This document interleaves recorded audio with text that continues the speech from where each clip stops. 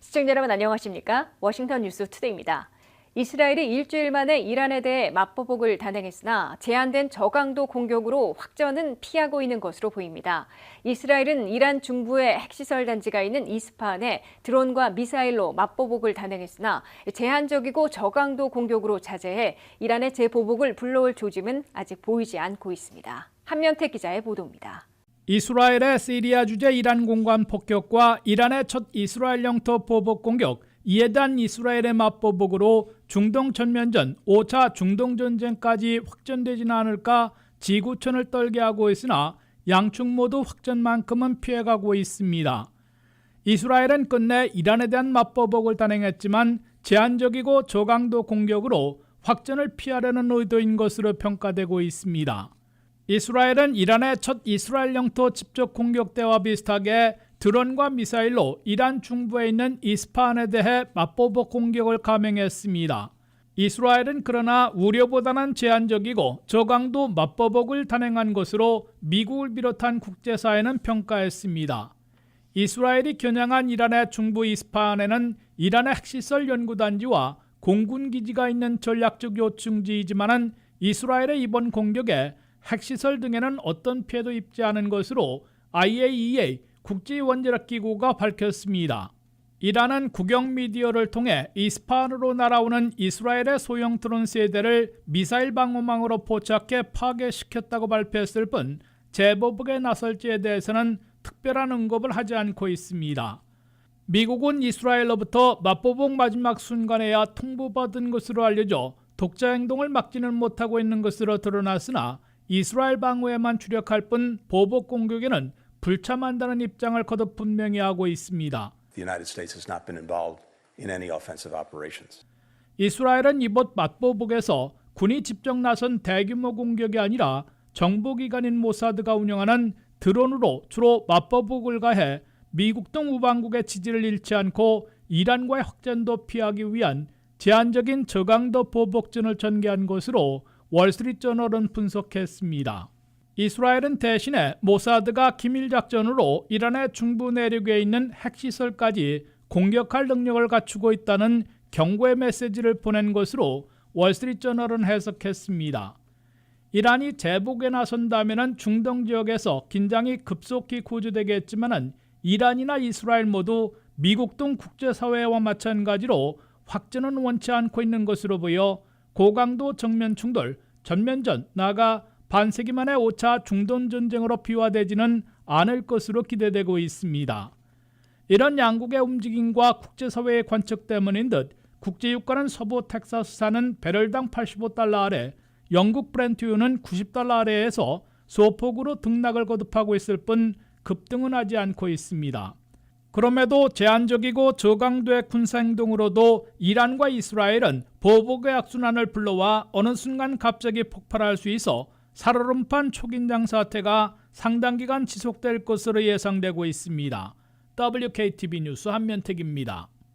미국이 우크라이나와 이스라엘, 대만에게 $950억 제공하는 군사지원안이 연방 상원안 통과 2달여 만에 마침내 연방 하원에서 최종 확정되고 있습니다. 우크라이나 $600억, 이스라엘 $263억, 대만 $81억 지원하는 $950억 규모의 군사지원 패키지는 연방 상원에서 2월 중순 통과된 후에도 2달여 동안 진통을 겪다가 연방 하원에서도 초당적 지지로 매듭짓고 있습니다. 안혜린 기자가 보도합니다. 미국이 우크라이나와 이스라엘, 대만에게 모두 $953억 제공하는 군사지원 패키지가 연방의회에서 최종 확정되고 있습니다. 연방하원은 19일 군사지원 패키지를 신속 처리하는 동의안을 본회의 표결에 붙여 찬성 316대 반대 94라는 압도적, 초당적 지지로 승인해 사실상 최종 확정했습니다. 민주당 하원의원 165명과 공화당 하원의원 149명이 손을 잡아 공화당 소속 마이크 존슨 하원 의장을 구해내는 동시에 군사지원안 패키지를 수개월 만에 마침내 확정한 겁니다. 우크라이나와 이스라엘, 대만 지원 법안, 그리고 틱톡 금지 법안은 별도로 최종 가결 절차를 밟게 되지만 가장 중요한 절차 표결을 초당적 지지로 넘어서 매듭지은 것으로 간주되고 있습니다. 사실상 확정된 953억 달러 규모의 미국의 군사 지원 패키지에선 러시아와 전쟁을 벌이고 있는 우크라이나에게 600억 달러를 추가 지원하게 됩니다. 우크라이나 군에게 무기와 탄약을 계속 지원하고 군 훈련을 시켜주는 동시에 군사작전도 지원하게 됩니다. 또한 미군이 직접 참전하지 않고 있으나 유럽 지역 미군들이 전투 지원 태세를 계속 유지하는 데에도 전비를 투입하게 됩니다. 하마스와의 전쟁에 이어 이란과도 군사 충돌하고 있는 이스라엘에게는 263억 달러를 군사 지원하게 됩니다. 미사일 방어 등을 위해 130억 달러, 안보 지원금으로 36억 달러, 인도 지원금으로 92억 달러를 배정했습니다. 미국은 중국의 군사 위협에 대응해 대만에게도 81억 달러의 안보 지원을 하기로 했습니다. 미국의 953억 달러 규모의 군사 지원 패키지는 민주당이 다수당인 연방 상원에서는 지난 2월 13일 찬성 70대 반대 29라는 압도적인 차이로 통과된 바 있습니다. 그러나 하원 다수당인 공화당 내에선 50명의 프라덤 코커스 등 보수 강경파들이 강하게 반대하는 바람에 2달 이상 겉돌다가 마이크 존슨 하원 의장이 자신의 직을 걸고 민주당의 도움을 요청해 최종 확정짓고 있는 겁니다. 공화당 하원에서 마조리 테일러 그린 하원 의원 등 2명이 민주당과 손잡고 있는 마이크 존슨 하원 의장을 축출하겠다고 시도했으나 실행에 옮기지는 못하고 있습니다. WKTV 뉴스 안혜린입니다.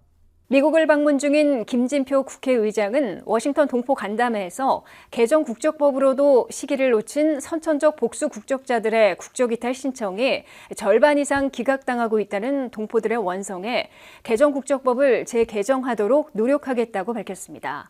젊은 층의 국적 이탈을 쉽게 하는 동시에 한인들에 대한 이중 국적 부여 연령을 낮추는 방안도 적극 추진하겠다고 밝혔습니다. 안혜린 기자의 보도입니다.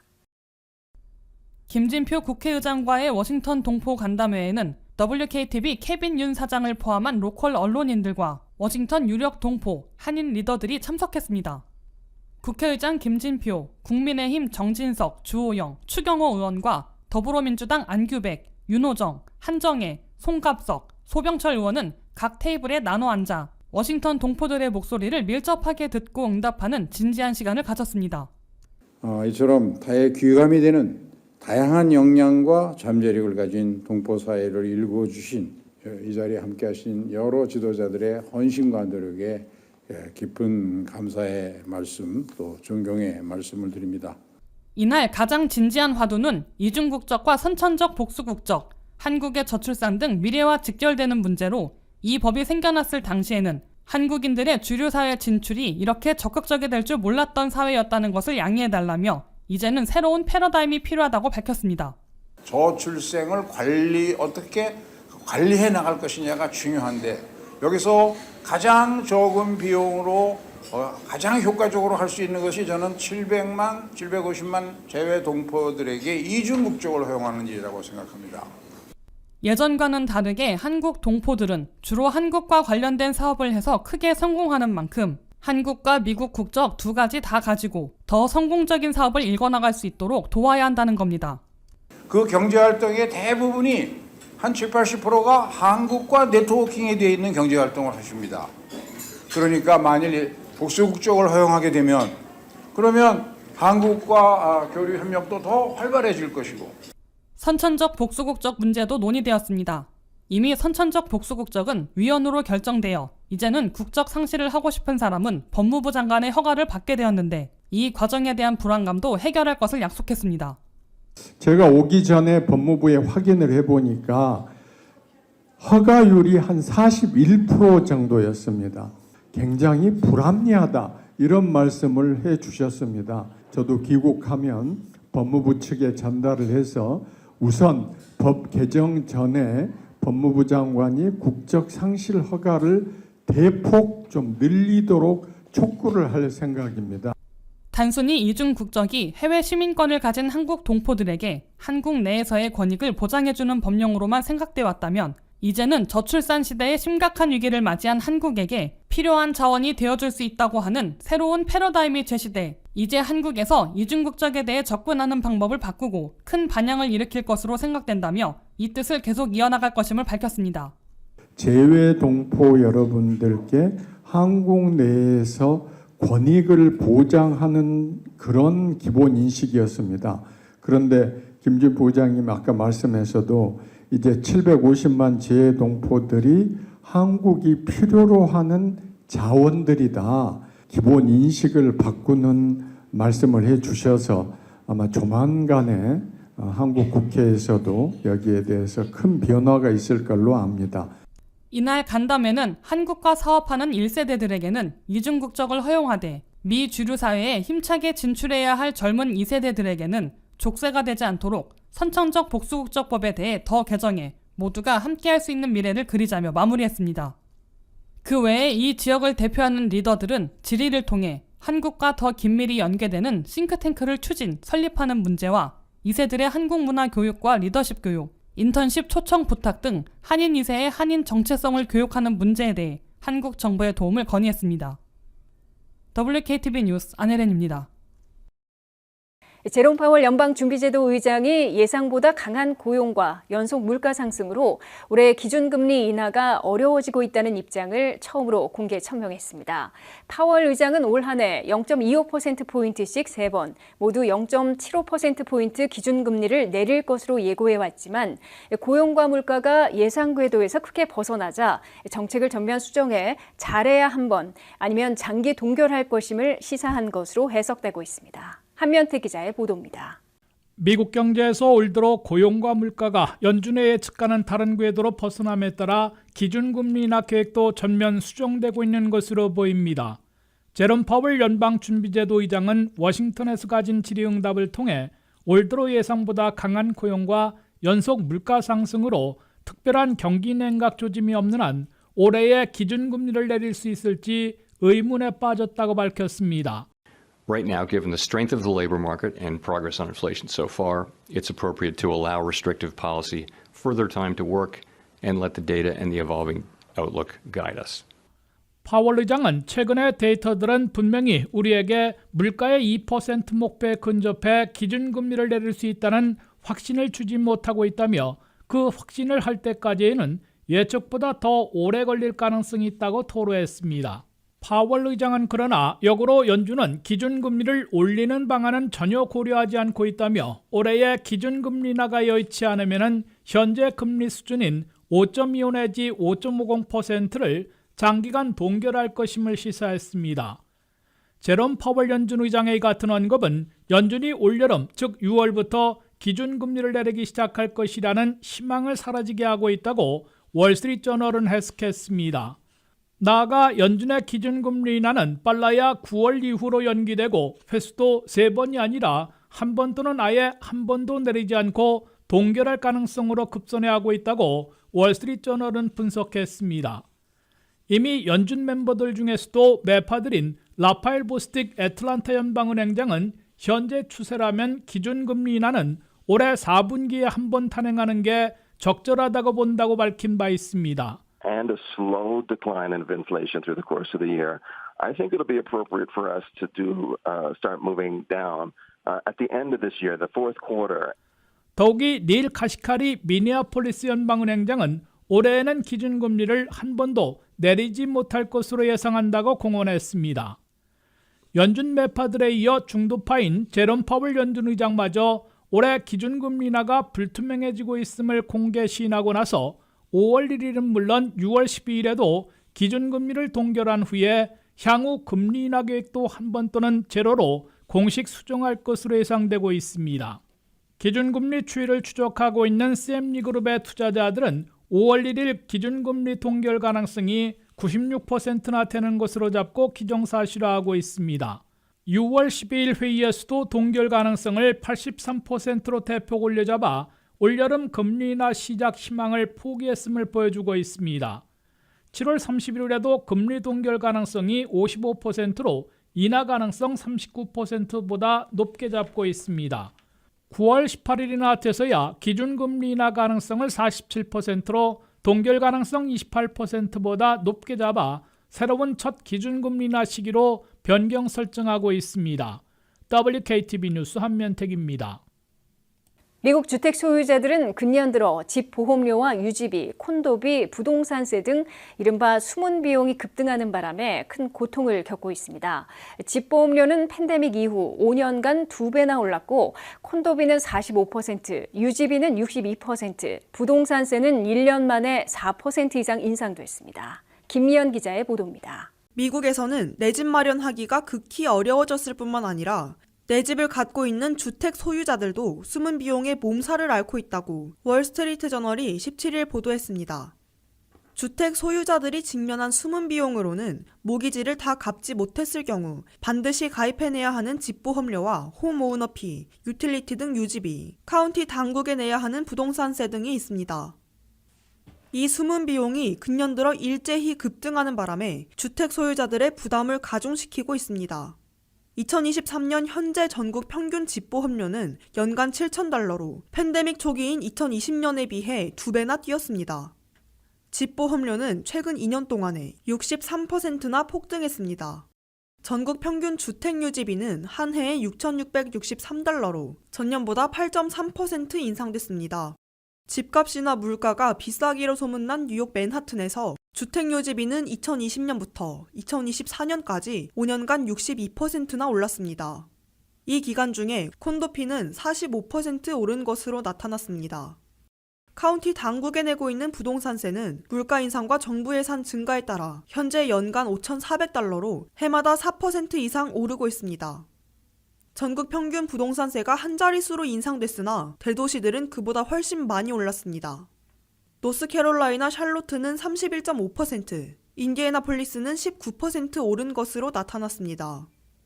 대형 산불과 허리케인 등 기후재난을 자주 겪고 있는 지역의 주택 소유자들은 폭등한 숨은 비용에도 불구하고 민간보험사들이 아예 철수하는 바람에 더 비싼 주당국의 비상집보험을 이용할 수밖에 없어 고통이 가중되고 있습니다. 이에 앞서 내 집 마련에 나선 미국인들은 주택시장의 악순환으로 갈수록 집 구하기가 어려워지는 고통에 시달리고 있습니다. 주택모기지 이자율은 기준금리 인하가 지연되면서 30년 고정의 경우 7% 안팎이 이제 새로운 노멀이 되고 있습니다. 4% 이하 이자율을 적용받고 있는 현재의 모기지를 버리고 7%의 새 모기지를 얻어야 하므로 살던 집을 팔고 새로 이사하기 어려운 상황이어서 매물 부족으로 집값만 올라가고 있습니다. 미국 내에서 가장 많이 몰려있는 중위판매 주택 가격인 $400만 달러짜리 주택을 사려면 연소득이 $11만 달러 이상, $12만 7천 달러는 벌어야 가능한 것으로 월스트리트 저널은 지적하고 있습니다. WKTV 뉴스 김미연입니다. 도널드 트럼프 전 대통령이 더 많은 시간과 돈을 맨하튼에서 시작된 형사재판에 써야 하는 상황 속에 조 바이든 대통령은 선거 광고와 지상전에 돌입해 동률 접전으로 따라잡고 있습니다. 바이든 대통령은 4월 들어 평균 지지율에선 0.2%포인트 차로 좁히고 있고 4%포인트 역전한 조사 결과도 나오고 있습니다. 또한 재선에서 반드시 잡아야 하는 펜실베니아 등 3곳의 경합지들에서도 앞서거나 동률을 기록하고 있습니다. 한면태 기자가 보도합니다. 2024 백권왕 레이스는 아직도 갈 길이 멀지만 도널드 트럼프 전 대통령이 유세장 대신에 법정에 출두해야 하는 상황인 반면에 조 바이든 대통령은 넉넉한 선거 자금을 풀어 판세 뒤집기에 본격 나서고 있습니다. 도널드 트럼프 전 대통령은 4건의 형사기소 가운데 첫 형사재판으로 10월 시작된 뉴욕 맨하튼 형사법정에 연일 출두해야 하는 상황을 겪고 있습니다. It said this is a case that should be brought or tried. It's a scam. It's a political witch hunt. It continues and it continues forever. And we're not going to be given a fair trial. It's a very, very sad thing. 입막음 대가를 지불하면서 회사 회계장부를 조작했다는 혐의로 첫 형사재판을 받고 있는 트럼프 전 대통령은 앞으로도 일주일에 4번이나 법정에 출두해야 하는 상황에 빠져들고 있어 시간과 돈을 법정에 쏟아붓고 있는 것으로 지적되고 있습니다. 현재 선정 작업을 벌이고 있는 배심원들이 6주 내지 8주 후인 5월 말이나 6월 초에 나올 판결에서 민주당 아성의 뉴요커들이 트럼프 전 대통령에게 불리한 판결을 내릴 수도 있어 법적 정치적으로 중대 기로에 서고 있는 것으로 보입니다. 트럼프 전 대통령이 첫 형사재판에서 유죄 판결을 받는다면 공화당원의 20% 내지 30%나 지지를 초래할 것이라고 밝힌 바 있어 대선에서 결정적인 손해를 볼 것으로 경고받고 있습니다. 반면 조 바이든 대통령은 4월을 시작하며 수중에 갖고 있는 1억 9천만 달러의 선거자금 실탄들을 풀기 시작해 경합지들을 중심으로 3천만 달러짜리 선거 광고전과 100곳의 선거 사무실을 새로 증설해 지상전에 본격 돌입하고 있습니다. For 4 years, Donald Trump tried to pass an infrastructure law, and he failed. I got it done. Now we're rebuilding America. I passed the biggest law in history to combat climate change because our future depends on it. 그 덕분인 듯 바이든 대통령은 여론 지지율에서 수개월 만에 처음으로 역전시킨 조사까지 나오는 등 동률 접전으로 만드는 트럼프 따라잡기에 성공하고 있는 것으로 보입니다. 리얼 클리어 폴리틱스가 한 달 동안의 각 여론조사를 합산해 평균한 결과 바이든 대통령은 45.4%로 트럼프 전 대통령의 45.6%와 고작 0.2포인트 차이로 좁혀 사실상 동률 접전으로 따라잡았습니다. 게다가 4월에 발표된 뉴욕타임스 조사에서는 1포인트 뒤졌으나 로이터 통신 조사에서는 4포인트 앞서 역전시킨 것으로 나타났습니다. 바이든 대통령이 선거인단 확보에서 재선에 성공하려면 반드시 잡아야 하는 경합지 중의 최대 표밭인 펜실베니아에서는 다시 0.1포인트로 앞섰고 위스콘신에서는 0.6포인트 차이로 동률 접전으로 바뀌었으며 미치간에서도 2.8포인트 차이로 따라잡은 것으로 나타났습니다. 바이든 대통령은 펜실베니아 19명, 미시간 15명, 위스콘신 10명을 동시에 차지하면 선거인단 270명으로 재선에 성공할 수 있다는 계산을 해놓고 있습니다. WKTV 뉴스 한면택입니다. 도널드 트럼프 전 대통령의 첫 형사 재판이 뉴욕 맨하튼 형사법정에서 시작돼 5주 내지 8주 후에 나올 판결 결과에 시선이 쏠리고 있습니다. 트럼프 회사의 마이클 코언 변호사가 입막음 대가를 지불하고 이를 감추기 위해 회사 장부를 조작한 혐의로 첫 재판을 받고 있는 트럼프 전 대통령이 유죄 판결을 받는다면 공화당원의 20-30%가 돌아설 수 있다는 보도가 나오고 있어 중대 기로에 서고 있습니다. 공화당 대통령 후보로 사실상 확정된 도널드 트럼프 전 대통령이 기소 단계와는 판이하게 다른 형사 재판에 들어가 그의 사법적, 정치적 운명이 판가름 날 것으로 보입니다. 트럼프 전 대통령은 4건의 형사기소 사건 가운데 처음으로 15일부터 뉴욕 맨하튼 형사법정에서 시작된 첫 형사재판에 출석했습니다. 뉴욕주 1심 형사판사를 주관하고 있는 후안 머천 판사는 첫날부터 배심원 선정 작업을 실시하고 앞으로 일주일에 월화, 목금 등 4일 동안 재판을 진행할 것이라고 밝혔습니다. 뉴욕주 형사법원은 맨하튼 거주민 500명을 소환해 직업과 트럼프 SNS 팔로워 여부 등을 쓰는 설문지를 적게 한 것으로 배심원 선정 작업에 들어갔습니다. 트럼프 전 대통령에 대한 첫 번째 형사재판은 2016년 대선 직전 과거 부적절한 관계를 폭로할 조짐을 보였던 성인 영화배우 스토미 데니얼스에게 입막음 대가를 지불한 후에 이를 숨기기 위해 트럼프 회사가 회계장부를 조작한 34가지 중범죄 혐의를 다루고 있습니다. 당시 트럼프 측 변호사인 마이클 코언 변호사가 스토미 데니얼스에게 13만 달러를 준 후에 회사로부터 법률 서비스료 등으로 40만여 달러를 상환받았는데 입막음 대가 지불이라는 용도를 숨기기 위해 트럼프 회사의 회계장부를 조작했다는 혐의입니다. 뉴욕주 형사법원은 통상적으로 6주 내지 8주 동안 지속돼 트럼프 전 대통령은 5월 25일이나 6월 8일까지 재판을 받고 배심원들의 판결을 받게 될 것으로 예상되고 있습니다. 만약 트럼프 전 대통령이 34가지 형사범죄 혐의로 유죄 판결을 받는다면 최대 4년형의 징역형에 처해질 수 있으나 초범인데다가 폭력범죄는 아니어서 벌금형이나 집행유예를 선고할 가능성도 있는 것으로 뉴욕타임스는 전했습니다. 뉴욕 맨하튼 형사재판뿐만 아니라 조지아주 풀턴 카운티 등 2곳의 지역 형사재판, 플로리다 기밀문건 재판, 의사당 점거 사태에 관한 워싱턴 DC 형사재판 등 2곳의 연방 형사재판을 거쳐야 하기 때문에 상당한 사법 리스크에 시달리게 됩니다. 특히 트럼프 전 대통령은 사법 리스크가 현실화되는 데 그치지 않고 정치적 대가를 치를 수도 있어 예의주시되고 있습니다. 수차례의 여론조사 결과 공화당 유권자들은 최소 20% 내지 최대 30%는 트럼프 전 대통령이 유죄 판결을 받는다면 그를 공화당 대통령 후보로 지지할 수 없다고 밝혀와 지지표를 대거 상실할 위험에 직면하게 됩니다. 공화당 유권자들의 표를 20에서 30%나 잃어버린다면 동률 접전을 펼치고 있는 조 바이든 대통령과의 재대결에서 승리할 가능성이 희박해질 것으로 지적받고 있습니다. 극히 위험한 가짜 보톡스가 미 전역에서 기승을 부리고 있습니다. 연방당국은 시력이 저하되고 말투까지 이상해지는 등의 심각한 부작용을 일으키고 있다며 경고하고 나섰는데요.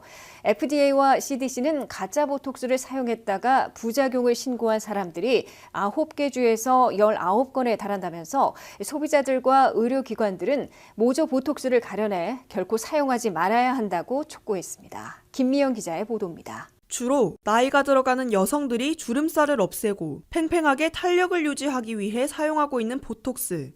최근 들어 FDA의 승인을 받은 진짜 보톡스가 아닌 가짜 보톡스가 범람하고 있어 부작용 주의령이 발령됐습니다. FDA 식품의약국은 매우 위험한 가짜 또는 모조 보톡스가 미 전역에서 널리 악용되고 있는 것으로 보인다면서 심각한 부작용을 초래하고 있다고 공개했습니다.